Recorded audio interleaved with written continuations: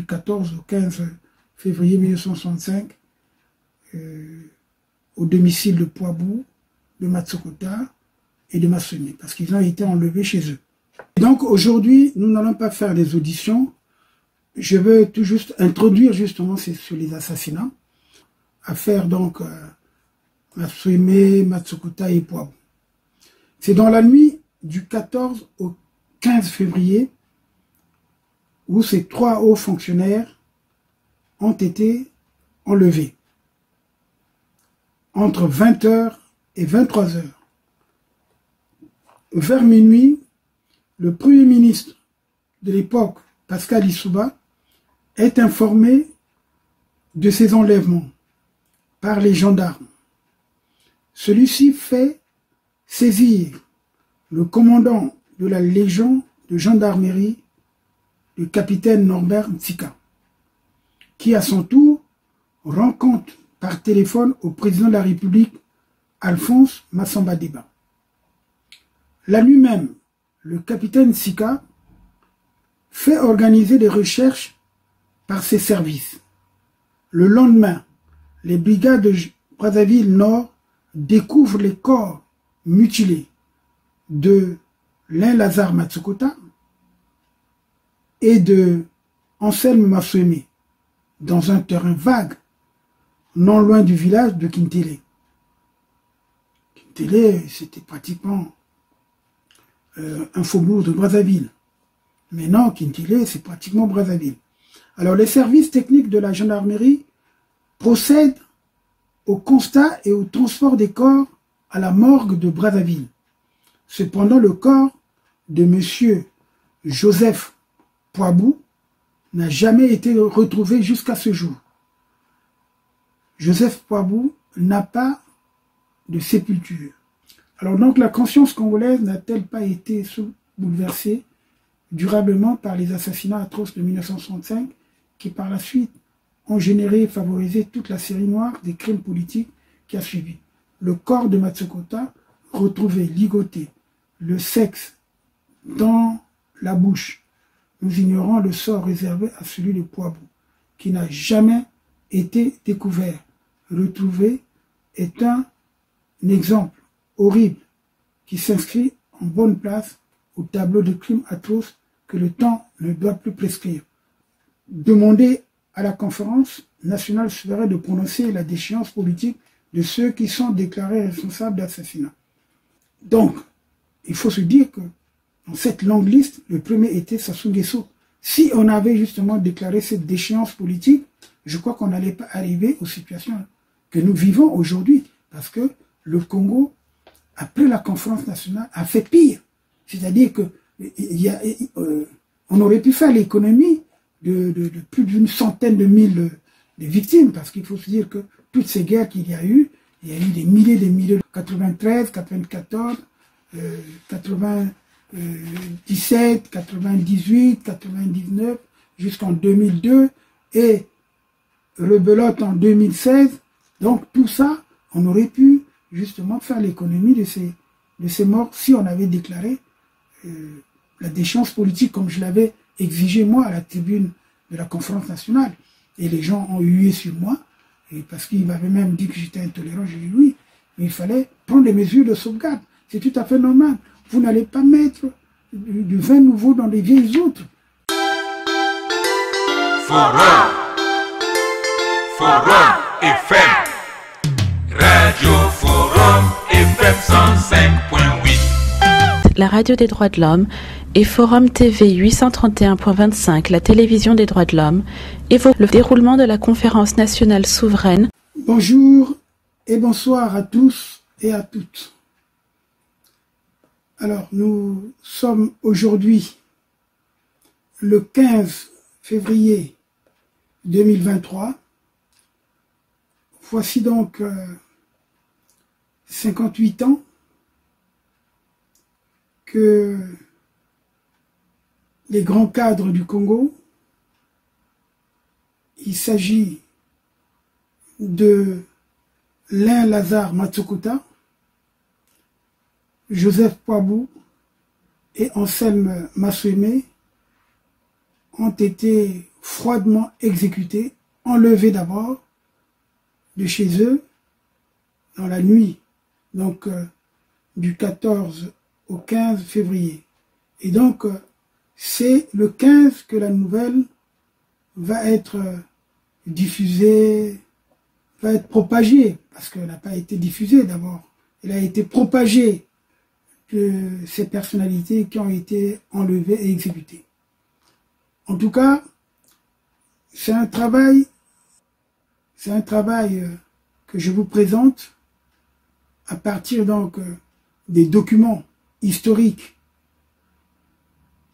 comme le dit Maïma Mbemba dans son avant-propos de son livre. Il dit que le rapport de la commission ad hoc assassinat de la conférence nationale souveraine a fait un travail. Malheureusement, ce document n'a pas été diffusé ni distribué aux participants de cette conférence nationale. Et lui, il s'est permis de faire la synthèse. Alors d'ailleurs, il se pose la question si c'est une omission ou une censure. Et d'ailleurs, personne ne le saura, à l'exception du président de la conférence nationale souveraine et le reste des membres du bureau, c'est-à-dire que c'est ses collaborateurs ou les assesseurs, on ne peut pas dire. En tout cas, c'est le bureau de la conférence nationale souveraine qui a été responsable justement de la non-diffusion ou de la non-distribution de ce que je veux vous révéler en 3 parties. Parce qu'il est très important de restituer l'histoire du Congo. Tous les Congolais, je vous dis, avec lui, très sincèrement, du fond d'eux-mêmes, hormis les opposants à cette grande assemblée, c'est-à-dire que c'était les opposants de la conférence nationale souveraine, c'était les partisans du PCT. Parce que cette conférence devait sortir le pays de la grande tragédie politique, économique et humaine qu'elle n'avait cessé de connaître et de vivre depuis le 15 août 1963. Et d'ailleurs, nous allons revenir sur cet événement des 13, 14, 15 août 1963 parce que les gens semblaient dire que c'était une révolution, mais nous avons toujours soutenu que ça n'a jamais été une révolution.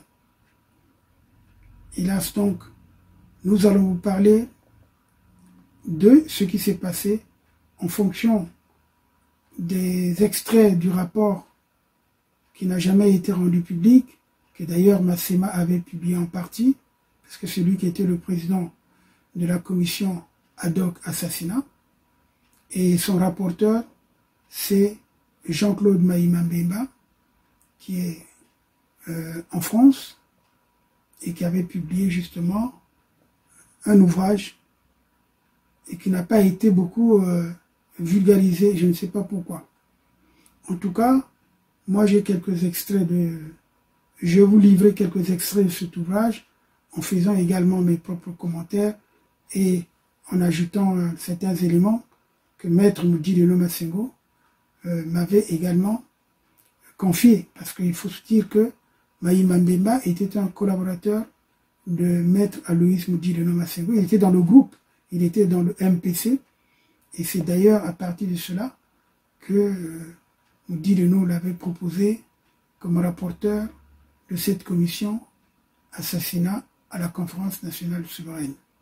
En tout cas, je dis grand merci à mon aîné Jean-Claude Maïma Mbemba, qui malheureusement, son ouvrage n'a pas été beaucoup diffusé.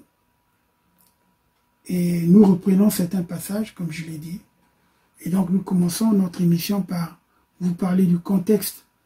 Comment les participants de cette sous-commission qui a vu cette commission ad hoc assassinat, comment elle a travaillé. Elle a travaillé sur beaucoup de sujets, en commençant justement par cette affaire des enlèvements des hauts cadres du pays, tous les protagonistes. Malheureusement, la commission assassinat n'a pas révélé, n'a pas évoqué la situation du capitaine Jean Bikoumou, qui avait été assassiné par le groupe de Ngwabi. Il a été tué, je le dis avec émotion, parce que c'était un aîné que je connaissais. On était petits, mais en tout cas, c'est effroyable, parce qu'on n'a jamais voulu évoquer cette situation, parce que, et d'ailleurs, c'est pour cela que j'ai compris qu'ils ont fait un compromis, ne pas évoquer ce qui s'est passé en 65, que ce soit les assassinats de Matsukuta, Poabou, Masueme, ou les autres assassinats qui ont suivi, notamment l'assassinat de Jean Bikoumou, et puis il y a eu des anonymes aussi qui ont été tués pendant cette période dite de la Révolution. Alors donc je vous parle de l'un Lazare Matsukuta, qui était né le 12 août 1931 à Brazzaville, et qui était donc procureur de la République, et Joseph Poabou, né le 12 mai 1919, qui était président de la Cour suprême. En tout cas, on n'a jamais pu retrouver le corps de Joseph Poabou, qui a été enlevé par le groupe d'Ambroise Noumazalaï. Et parce que d'ailleurs, il a été mis dans le véhicule de Ambroise Noumazalaï. C'est comme ça justement que les gens se sont rendus compte. Soyez attentifs, vous allez suivre le compte rendu, pour ne pas dire la lecture que je vais vous faire, de ce qui a été dit à la conférence nationale souveraine. Parce que je vous ai dit que le rapport n'a jamais été distribué ni lu officiellement à la conférence nationale. Donc, en dehors donc de l'un Lazare Matsukuta, Anselme Joseph Poabou, et il y a aussi Anselme Masueme, qui était né le 1er janvier 1910 et qui était directeur de l'Agence congolaise d'information. Donc, tous les trois ont été froidement exécutés dans la nuit du 14 au 15. Ils seront donc les premières victimes de l'ordre, comme je l'ai dit, de l'ordre Lissoubien, Massamba Deba et Noumazalaï.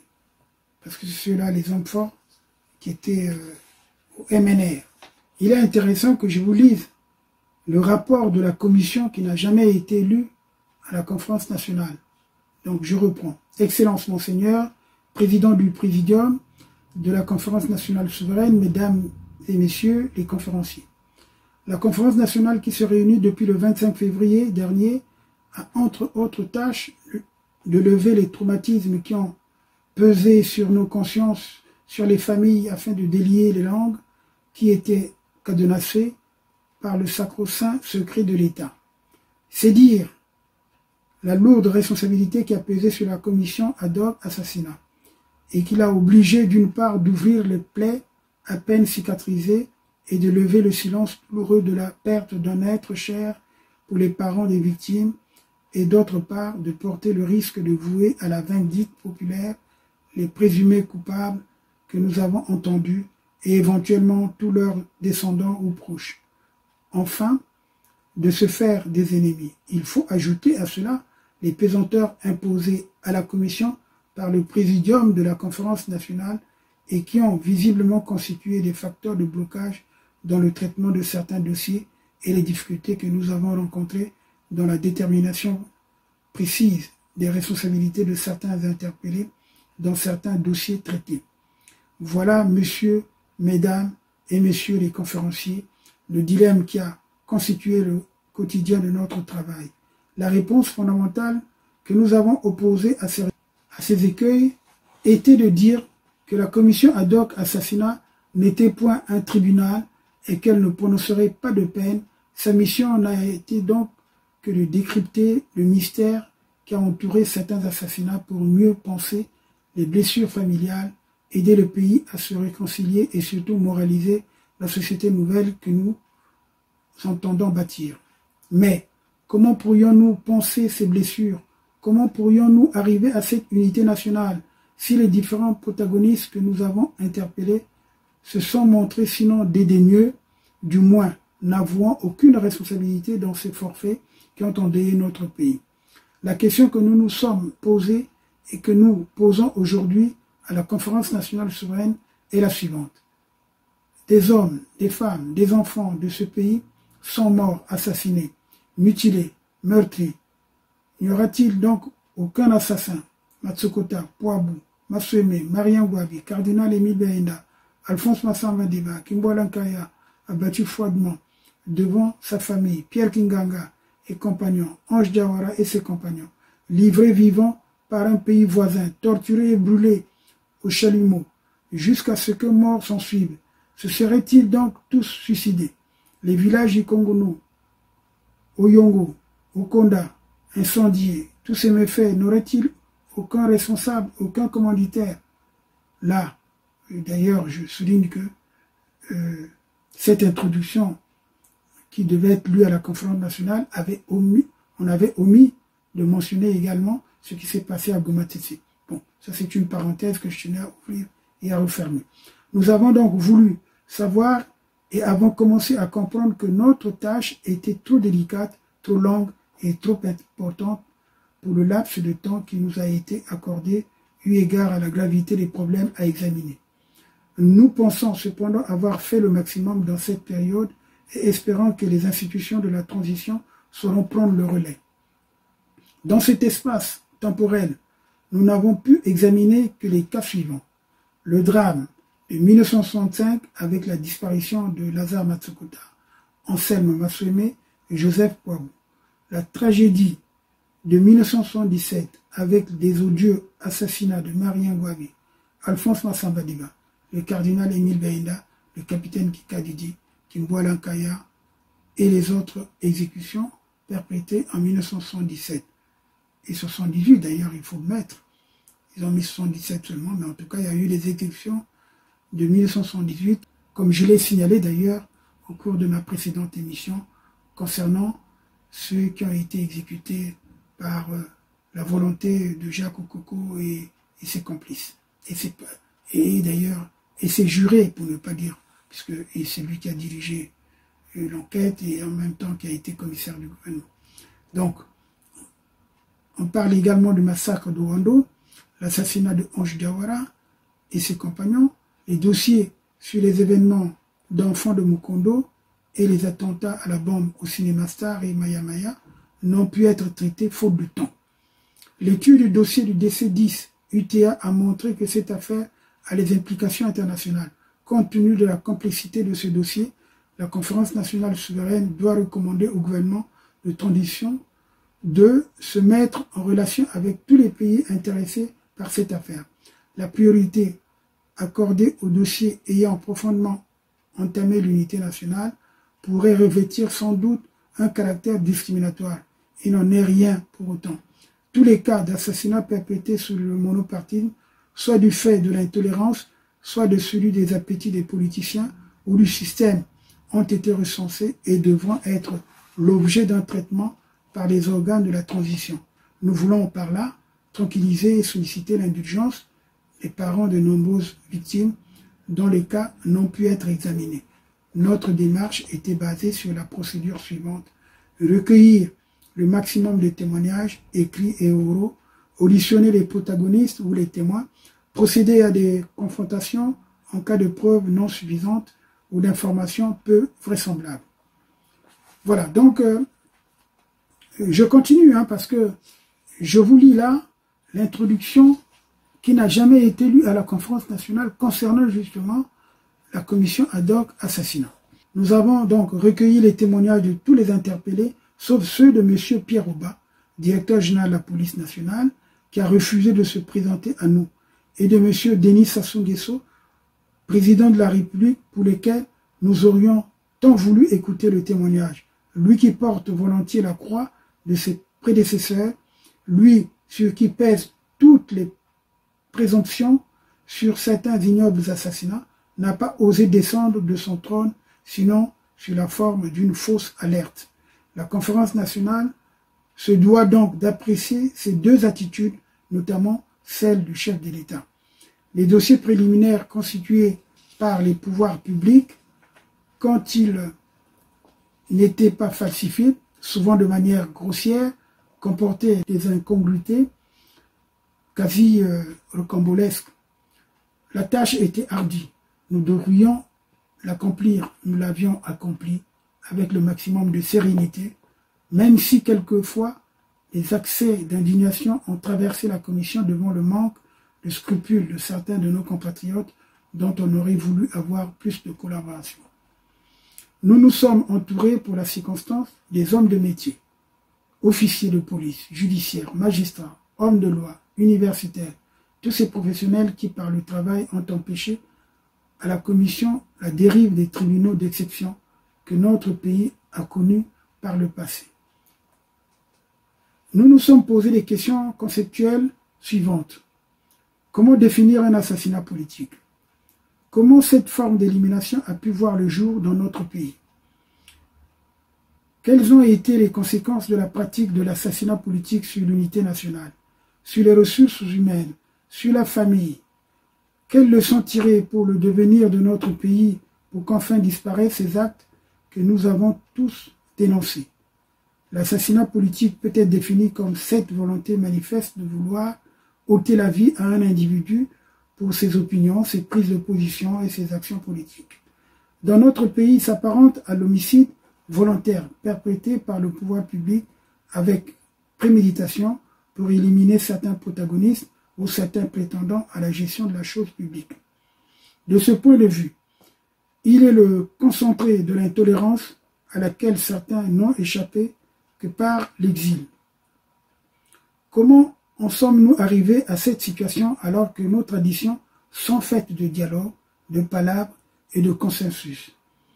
La question mérite d'être posée et la réponse se trouve vraisemblablement dans la nature de ces États post-coloniaux, nous dirons même néocoloniaux, dont nous avons hérité les mécanismes, les luttes d'appareil et le rouage politique.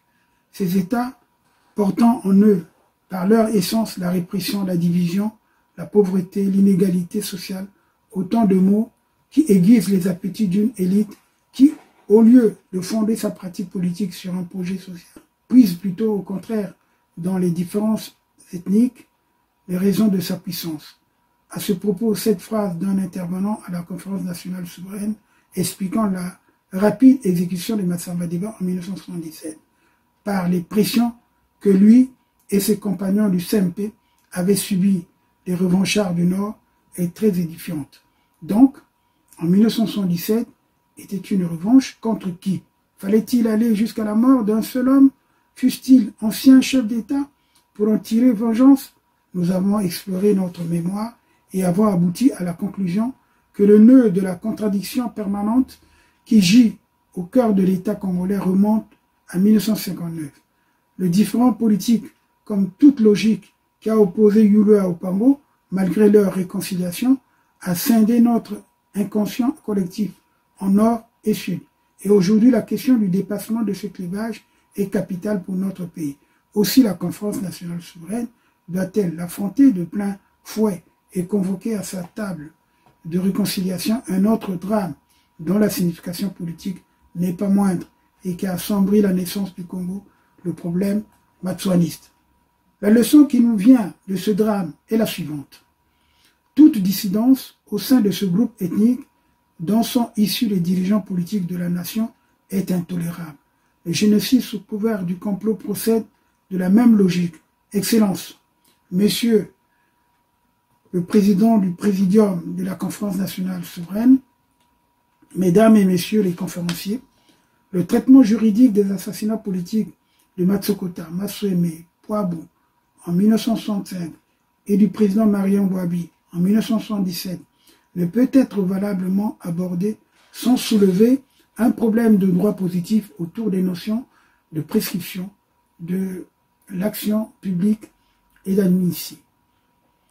Tout porte à croire que plus rien n'est plus possible par la voie pénale pour poursuivre et punir les criminels auteurs de ces faits crapuleux qui ont douloureusement ébranlé la conscience nationale. Cependant, les crimes atroces bouleversant de façon durable la conscience universelle, bénéficie d'une exception qui, depuis, a été consacrée par la loi française du 26 décembre 1964, qui déclare imprescriptible par nature les crimes contre l'humanité. Bon, là, ceux qui ont rédigé ce texte ne se sont pas rendus compte qu'il y avait une certaine... Ouais, cette loi française découle d'ailleurs du procès de Nuremberg, où on a dit que les crimes contre l'humanité étaient imprescriptibles. C'est d'ailleurs ça qui a permis aux fondateurs des Nations Unies de plutôt de mettre en place, d'élaborer un texte important, un texte majeur, celui qu'on appelle la Déclaration universelle des droits de l'homme, et qui a justement précédé la Charte internationale des droits de l'homme qui recouvre la Déclaration universelle des droits de l'homme et les pactes internationaux, notamment celui des droits civils et politiques et celui des droits socio-économiques et culturels et les protocoles additionnels, sans compter les différentes conventions qui se greffent sur cette Charte internationale des droits de l'homme. Voilà, il faut bien restituer les choses parce que ce sont des textes. C'est souvent la méconnaissance ou l'ignorance de ces textes qui nous pousse à une certaine barbarie, à une certaine incompréhension. Alors donc, je continue. C'est une parenthèse que je tenais à ouvrir pour dire tout simplement qu'il n'y a pas que la loi française de 1964 qui consacrait l'imprescriptibilité des crimes comme des crimes contre l'humanité. Et d'ailleurs, après la conférence nationale, je pense que le monde avait évolué, puisque en juillet 1998, il y a eu ce qu'on appelle le statut de Rome, et j'ai participé justement à cette conférence des plénipotentiaires, et qui a permis la mise en place de ce qu'on appelle aujourd'hui la Cour pénale, la CPI, la Cour pénale internationale, qui est l'émanation des statuts de Rome. Alors donc la conscience congolaise n'a-t-elle pas été bouleversée durablement par les assassinats atroces de 1965 qui par la suite ont généré et favorisé toute la série noire des crimes politiques qui a suivi? Le corps de Matsokota, retrouvé ligoté, le sexe dans la bouche. Nous ignorons le sort réservé à celui de Poabou, qui n'a jamais été découvert. Retrouvé est un exemple horrible qui s'inscrit en bonne place au tableau de crimes atroces que le temps ne doit plus prescrire. La mort d'Anga et le génocide au Rwanda s'insèrent logiquement dans ce lot. Quel en est le critérium? Pour le professeur Henri Donodjo de FAB, juge au tribunal militaire international, constitue un crime contre l'humanité, tout homicide ou acte de nature à entraîner la mort commis en temps de guerre comme en temps de paix à l'encontre d'un individu, des individus ou de groupes d'individus en raison de leur race, de leur nationalité et de leur région ou de leurs opinions.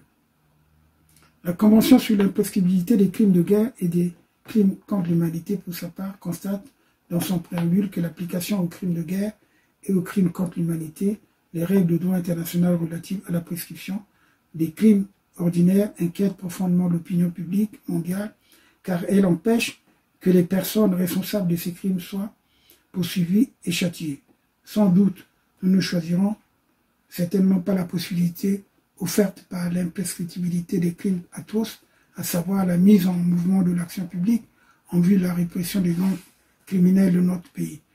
Et pour cause, ceci s'entendrait comme venant en contradiction flagrante avec la loi d'amnistie numéro 2890 du 29 décembre 1990, à la faveur de laquelle nos grands criminels de 1965 sont venus à la conférence nationale. Il faut souligner que cette manœuvre politicienne des tenants du pouvoir a une certaine noblesse en soi, en ce qu'elle vise la réconciliation nationale.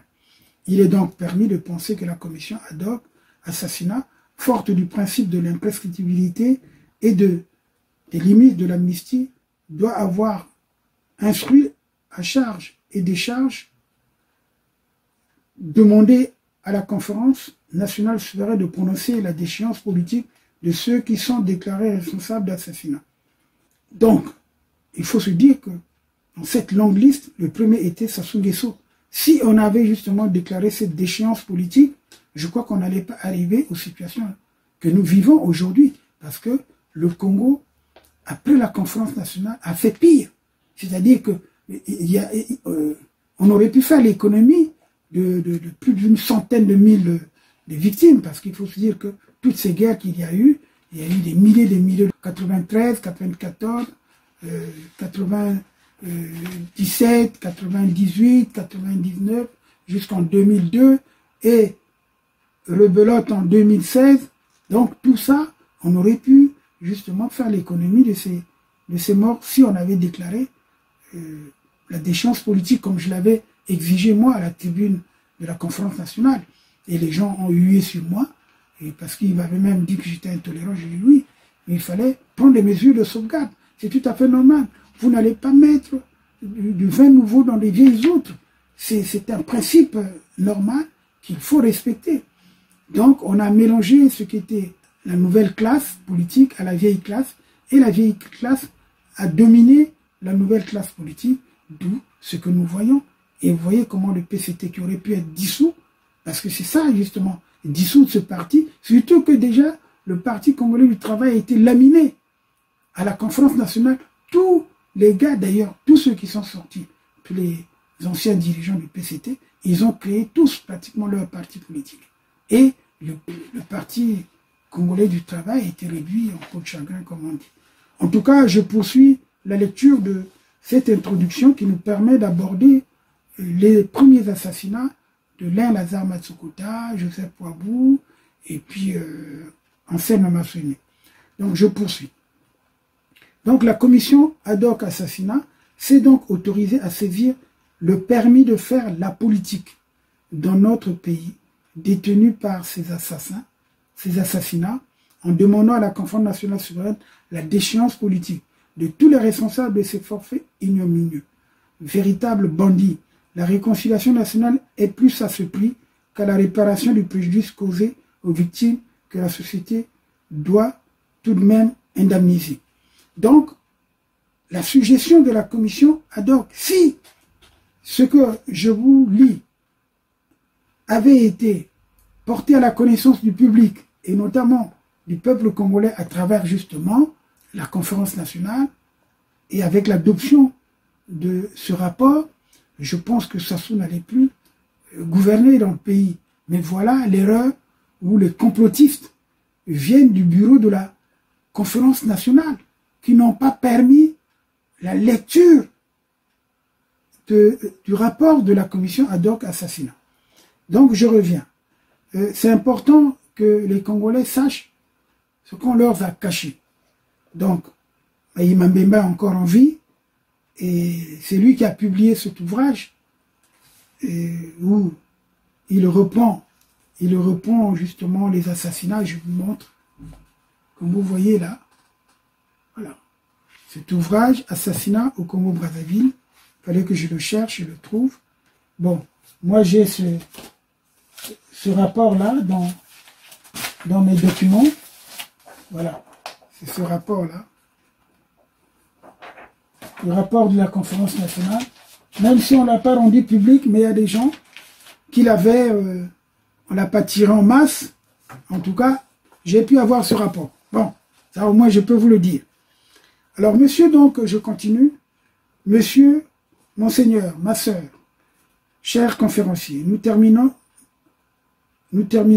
notre propos liminaire par une adresse à la conférence nationale souveraine. Nous n'étions pas et nous ne sommes pas un tribunal. Nous n'avons prononcé aucune condamnation. Aucune des personnes interpellées par nous n'aura la tête tranchée et ne sera fusillée. Nous sommes contre la peine de mort. Notre but était moins de poursuivre des individus dont certains, semble-t-il, étaient en mission commandée que de condamner un système que nous voulons bannir à jamais.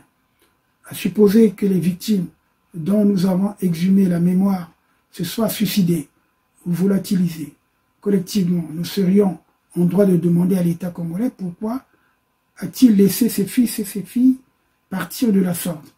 Et nous le condamnerons pour non-assistance à personne en danger. Dans le cas où ces disparitions portent la marque d'une main quelconque, pourquoi ne pas essayer d'arrêter cette main? Cette main n'a pas été arrêtée en 1965. Cette main n'a pas été arrêtée en 1977.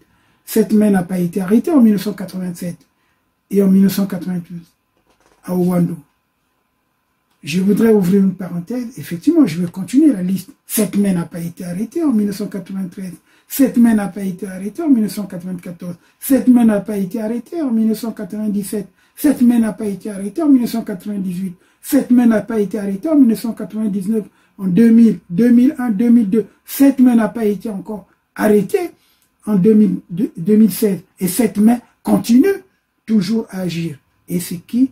C'est Sassou. Parce qu'il faut se dire aussi, en 1965, Sassou était attaché à la sécurité du ministre de l'Intérieur. C'était, à l'époque, il faut se dire, c'était Bikouma Germain, le ministre de l'Intérieur, qui a fait donc arrêter, bon, qui avait la responsabilité justement dans les arrestations, puisqu'il y avait un ministre de l'Intérieur qui a arrêté les plus grands cas du pays et qui a fait également arrêter Émile Baïda, comme je vous ai dit. Et ça, ce sont des faits qu'il ne faut pas ignorer. En tout cas, tous y étaient, personne ne l'a vu, et pourtant elle a frappé.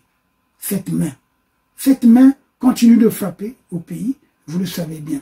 Donc, le rapport dit ceci, demain peut-être elle frappera encore. Mais voilà, et justement, ce demain, c'est ce que je vous ai évoqué.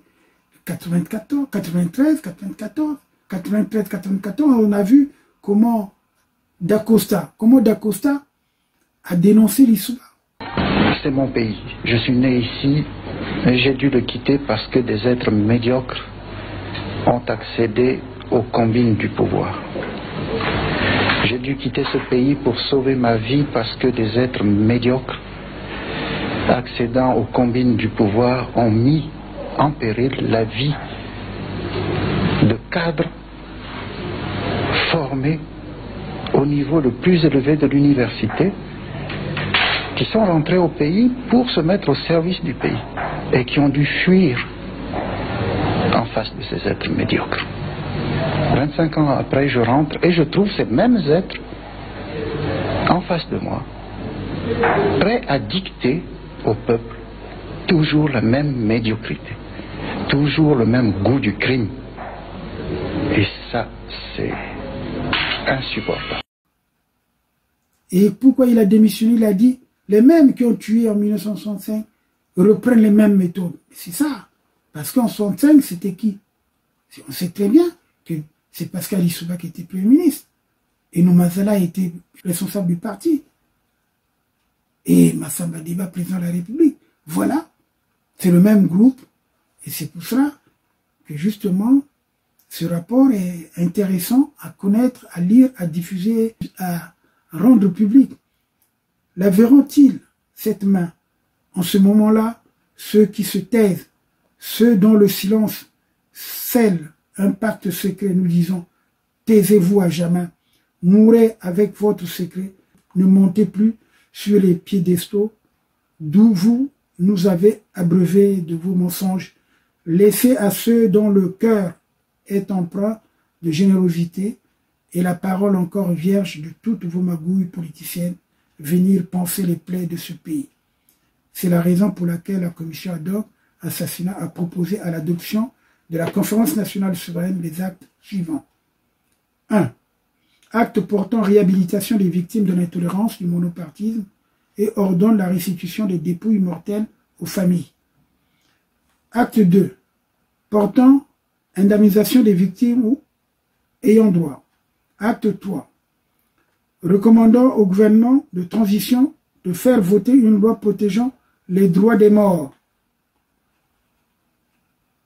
Acte 4. Recommandant au gouvernement de transition d'ériger un monument aux morts victimes de l'intolérance et de la barbarie du monopartisme. Acte 5. Recommandant au gouvernement de transition de signer la Convention des Nations Unies sur l'imprescriptibilité des crimes contre l'humanité. Acte 6 portant imprescriptibilité des assassinats politiques.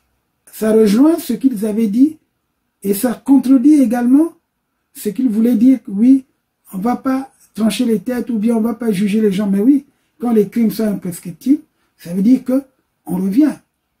On a tué les gens, c'était des assassinats politiques, ces gars devaient être jugés. Et c'est cette complaisance qui a permis le désordre actuel au pays. En tout cas, l'acte 7 recommandait au gouvernement de transition l'abrogation de l'ordonnance numéro 22/69/CNR du 10 novembre 1969 portant création de la Cour martiale. Acte 8.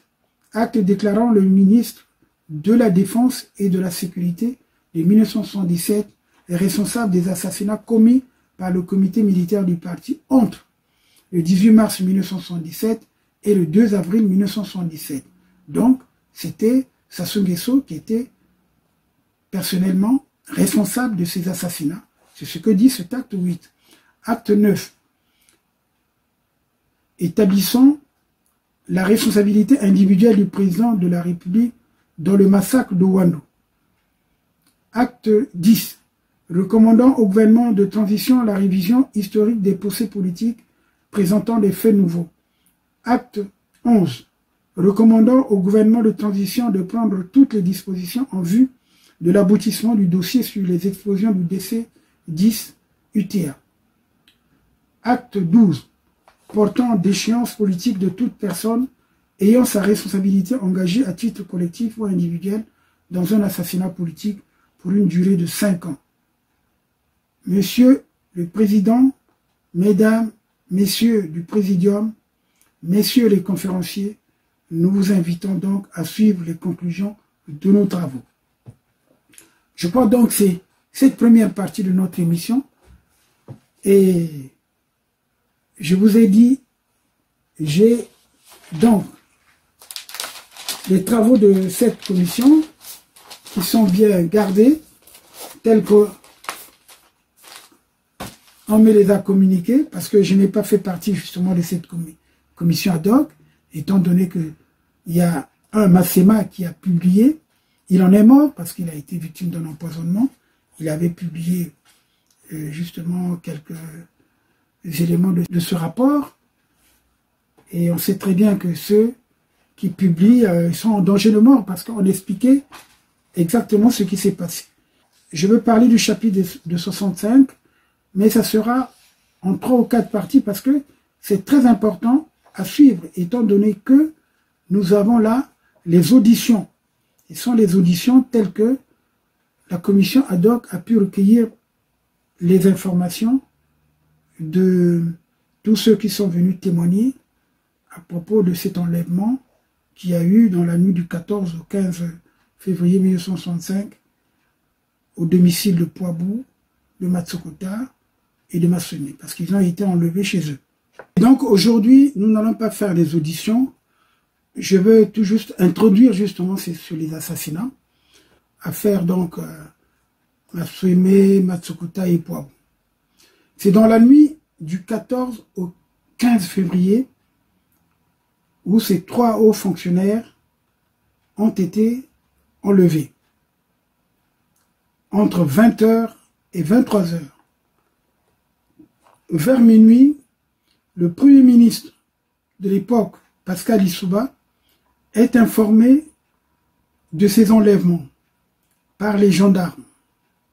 Celui-ci fait saisir le commandant de la Légion de gendarmerie, le capitaine Norbert Ntsika, qui à son tour rend compte par téléphone au président de la République, Alphonse Massamba Deba. La nuit même, le capitaine Ntsika fait organiser des recherches par ses services. Le lendemain, les brigades de Brazzaville Nord découvrent les corps mutilés de Alain Lazare Matsokota et de Anselme Massenet dans un terrain vague, non loin du village de Kintélé. Kintélé, c'était pratiquement un faubourg de Brazzaville. Maintenant, Kintélé, c'est pratiquement Brazzaville. Alors, les services techniques de la gendarmerie procèdent au constat et au transport des corps à la morgue de Brazzaville. Cependant, le corps de M. Joseph Poabou n'a jamais été retrouvé jusqu'à ce jour. Joseph Poabou n'a pas de sépulture. Donc, malgré donc le constat, aucune enquête n'est ordonnée.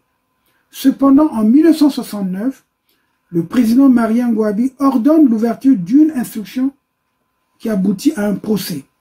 Et cette instruction est toutefois arrêtée sur ordre de Marien Ngouabi. Et là, je pense que nous avons fait état déjà dans nos différentes émissions de cet incident, parce que c'est Moudi Leno qui l'évoque, lorsque il s'est rendu compte que les coupables, parmi les coupables, il y avait son protégé, c'est-à-dire Noumazalaï, qui était idéologue des révolutionnaires du Nord. Donc, néanmoins, la Cour révolutionnaire d'exception va délibérer et rend une décision. Les personnes condamnées aux peines privatives de liberté exécutent normalement leurs sanctions. Alors, parmi les missions qu'elle s'est assignée, la Conférence nationale souveraine s'est donc engagée à porter la lumière sur cette affaire que le procès de 1969 n'a pu clarifier. À cette fin, il a été mis en place une commission ad hoc qui, par souci d'efficacité, a fait appel à des compétences extérieures, notamment des magistrats, des officiers de la police nationale et de professeurs de droit pénal au titre de l'université de Brazzaville. Ainsi donc composée, la commission ad hoc a commencé ses investigations le 26 avril 1991. De ces travaux résulte le rapport que la commission va donc mettre à la disposition de la conférence et à la nation tout entière. Mais malheureusement, ils n'ont pas mis ce rapport à la nation, et c'est pour ça que je vous parle de la confrontation, des auditions, des confrontations qui vont se faire. Et donc ça, c'est maintenant la deuxième partie que nous allons vous livrer dans les prochains jours. Bon, je vous signale les auditions et confrontations, il y en aura beaucoup, dans le souci d'aller vers son objectif, à savoir l'établissement de la vérité. La commission avait entendu plusieurs personnes. Il s'agit de Nsangou Kami, alias de la Beauté, ex-sous-lieutenant de gendarmerie, Massengo Boniface, alias professeur, attaché de cabinet du ministère de la Jeunesse et des Sports, Mpanzou Paul, adjoint au commissaire du gouvernement, au procès de 1969, Ngayo Antoine, chef de section de la jeunesse du Mouvement national de la Révolution, GMNR, numéro 10 à Wenze, Mbindi Michel, directeur général de la Sûreté nationale, Ombessa André, président de la GMNR, secrétaire d'État à la jeunesse et au sport, Babela Firmin, chef de garage de la radio-télévision congolaise, RTC, Nchinchi Jean-Marc, inspecteur de police, chef de section des renseignements généraux, Ndala Claude Ernest, alias Graille, membre du comité exécutif de la GMNR, rédacteur au journal Dipanda, Ntambo Félix Martin, commandant du corps urbain de la police de Brazzaville, Kanoukounu Félix, vice-président de la section 14 Mungali, MNR, Massamba Edouard, officier de paix, adjoint de la police nationale, chef de poste du commissariat central, Mabongo Bimba Antoine, membre du comité central du MNR, Mabiala Benoît, officier de paix adjoint, Mfuna Yves, témoin, Mwasiposo Makongi Pascal, membre de la commission d'instruction au procès de 1969, Noumazalaï Ambroise, premier secrétaire du MNR, directeur des services économiques au ministère de l'Agriculture, Nsika Norbert, capitaine commandant de la Légion de gendarmerie, Lunda Jean-Baptiste, commissaire politique au camp Lumumba, Muntol Hilaire, directeur régional des travaux publics Okilou, Pointe-Noire, Lissouba Pascal, Premier ministre chargé de l'agriculture, de l'élevage, du commerce et de l'industrie. Voilà donc les auditions que vous allez suivre prochainement. Donc soyez nombreux à suivre Radio, Télévision, Forum et surtout à vouloir vous informer pour que nous tous nous ayons cette mémoire collective par rapport à ce qui s'est passé dans notre pays. Nous ne pouvons pas bâtir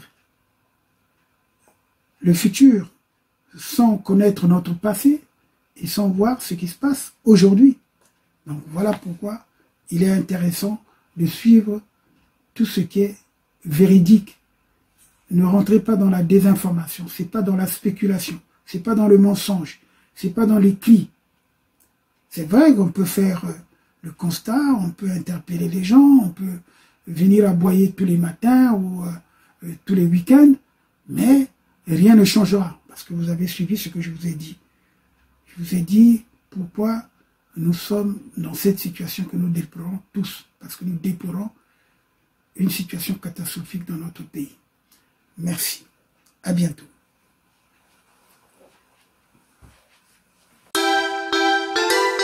Forum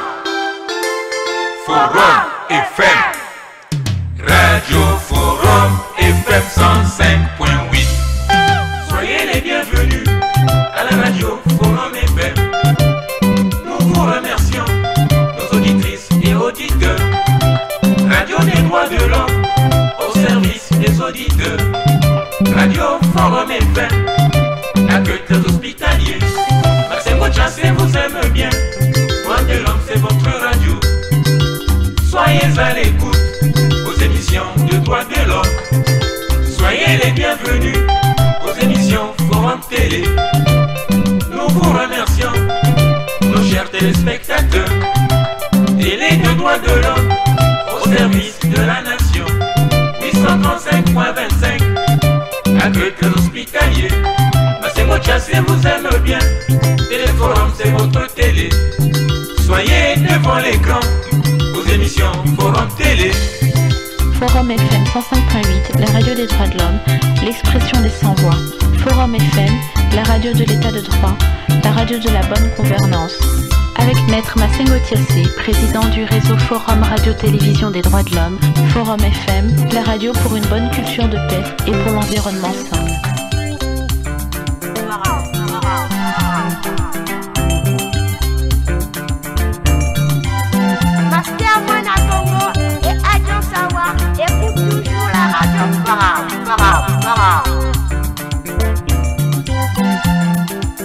Forum FM 105.8, Forum Télé 831.25, le média sûr pour faire échec à la désinformation.